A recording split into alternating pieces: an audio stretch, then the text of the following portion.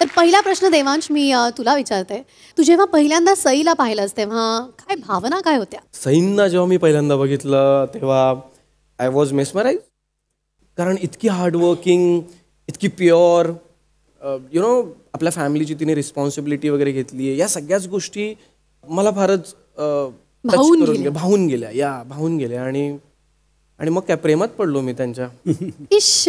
आणि महत्त्वाचं म्हणजे प्रेमात पडायच्या आधी त्या माझ्या खूप चांगल्या मैत्रीण होत्या. आणि त्या मैत्रीमध्ये पण मला रोज त्यांना भेटावंसं वाटायचं, त्यांच्याबरोबर जास्तीत जास्त टाईम स्पेंड करावासा वाटायचा. पण तेव्हा मला कळत नव्हतं की हे फक्त मैत्री की याच्या पलीकडे पण काहीतरी आहे.